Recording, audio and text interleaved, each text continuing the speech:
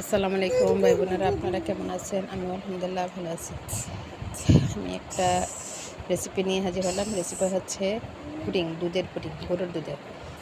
আমি এখানে ক্যারামেলের জন্য চিনি নিয়েছি। তারপরে এখানে চিনি দিয়ে আবার ডিম দিয়ে ফেটে নিচ্ছি। আমি কিন্তু এখানে দুটা ডিম নিয়েছি। 1 লিটারের দুধের জন্য 2টা নিয়েছি, কিন্তু আরও 2টা দরকার। কিন্তু আমার হাতে এসে ছিল না। আমার বাচ্চা বায়না করতেছে চাদর দেওয়ার জন্য, এই জন্য আমি 2টা ডিম দিয়েই করছি।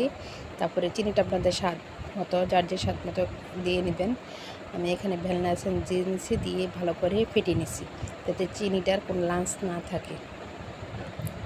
আমি একদম চিনিটা ভালো করে ফেটে নিচ্ছি। দেখছেন কীভাবে আমি ফেটে নিচ্ছি সেভাবে। এখন আমি দুধটা মিলিয়ে রেডি করে রাখছি। এখন ক্যারামেল তৈরি করবো। ক্যারামেলের জন্য আমি 1 কাপ চিনি দিয়েছি, 1 কাপের জন্য 1.5 কাপ পানি দিয়ে নিয়েছি। কারণ পানিটা একটু বেশি দিলে হয় কি, আপনার ক্যারামেলটা সুন্দর হয়।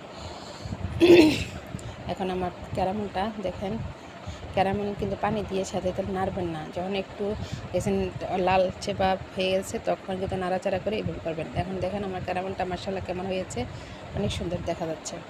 পুরাও যায় নাই, কোনো গন্ধ হয় নাই। হ্যাঁ, সুন্দর হয়েছে। এভাবে একটা বাদামি কালার হয়েছে, লাল হয়েছে।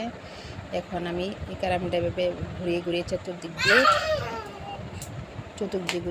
ঘুরিয়ে নিয়েছি। এখানে আমি একটা পাতিলে পরিমাণ মতন একটু পানি দিয়ে নিয়েছি, স্ট্যান্ড দিয়ে এনেছি।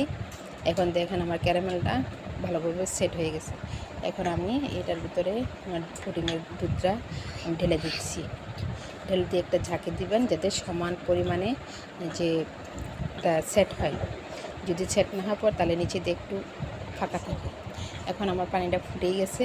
আমি একটা স্ট্যান্ড দিয়েছি, স্ট্যান্ডের মাধ্যমে আমি এটা দুধের পুডিংটা দিয়ে নিলাম। ঢাকতে দিয়ে নিয়েছি। হ্যাঁ, এরপর আরেকটা ঢাকনা দিয়ে নিয়েছি।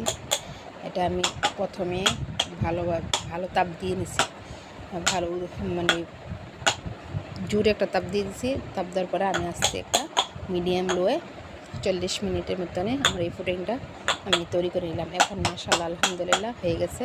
এখন দেখেন আমি কেটে পরিবেশন করে দেখাবো।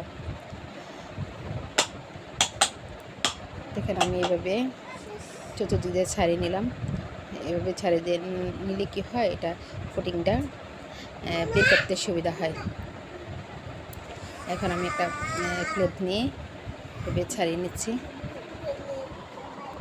দেখেন মাশাআল্লাহ কি অসাধারণ পুডিং, কান্না খেতে মন চায় বলেন। আমি সব সময় এইভাবে আমার বাচ্চাদেরকে বানিয়ে খাওয়াই। ওরা তো